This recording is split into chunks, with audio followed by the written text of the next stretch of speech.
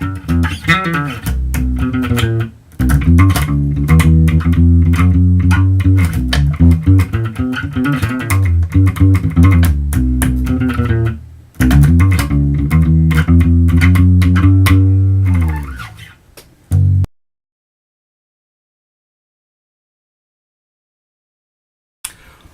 is up? We're back here today. We're going to do a little fingerstyle funk. Give our thumb a rest. It's probably got a blister from all the slapping we've been doing lately. So we're going to do a little fingerstyle thing. It's very much borrowed from the solo and Steal My Kisses from Ben Harper and Juan Nelson being the bass player on that. Juan is one of my favorite bass players. Should be one of your favorite bass players. And this thing's got a lot of nice hammer-ons and slides. Little things that make it sound like you're doing more than you really are. People like that. We're starting it off here in G. And we got a little kind of slappy thing here. And then we're going to pick a muted note. It's not as hard as it seems. Check it out. So you just...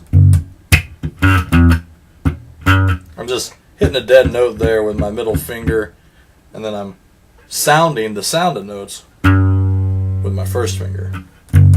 And we're going to hit another one of those dead notes, little muted things, kind of as we're sliding. We're sliding all the way up to the 10th fret of the G string, but before we get there, we're kind of hitting a dead note on the D string. Check it out. See? And when we get up here to the 10th fret, we're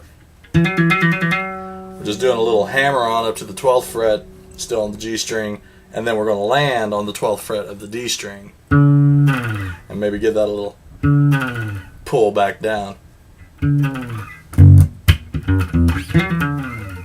then as we're sliding down, we're going to catch at the C here. We're going to hit that twice, and then we're going to come to the octave of that.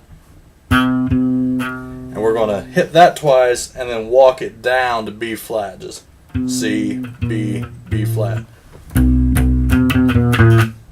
Just like that. And it might take you a little bit to get your fingers kind of up to speed on that if you're used to playing with a pick or if you're just starting out playing with your fingers.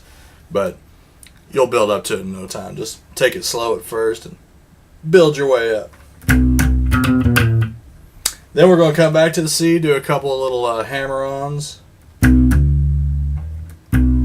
C up to D, F up to G.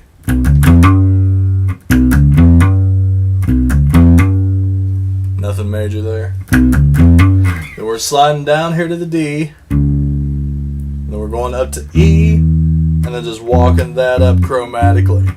So check this out.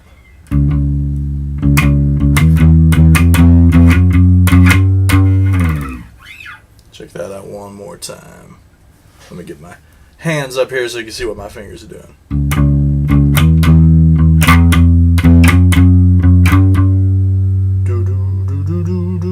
You just one finger right after the other. And you'll notice most stuff you're playing with two fingers. Every once in a while I'll get into some three finger if I'm really getting quick, but we'll get there later. For now, just use these two here. You'll be good. And then we're coming back to the C. We're going to do just another series of these kind of hammer-ons here, kind of whole step at a time hammer-ons. A C to a D, an F to a G, and then we're going to go to a B flat to a C, and then we're going to hammer that real quick onto a D, and then pull back so we can hammer from the B flat to the C. And then we're going to come up here to a G. It sounds like it's a whole lot, and it feels like a whole lot, but it's really not that hard once you get it under your fingers. Let's check that part out here. Blah. Excuse me, this thing's got stinking high action, but I'm playing it for you because it's got fret markers. So let me try that again.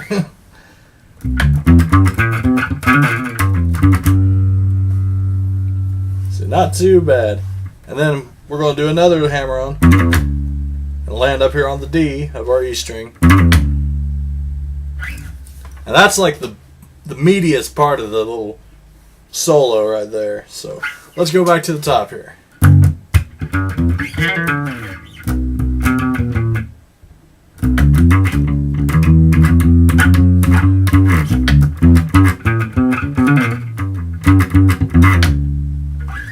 And that takes us back to C, the little thing we did earlier, this thing here. It's the same thing, just C, C octave twice, B, B flat.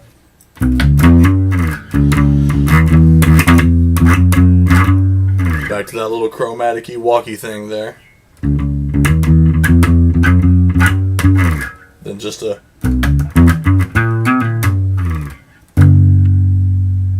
And that's pretty well it. Next time, maybe I won't have to play on this very high action bass. I don't know if you can see this, but yeah, look at that.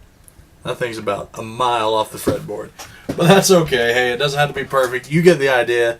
You practice it. You make it perfect. You'll probably play it better than I just did. And that's the whole point of these things, man. So, peace.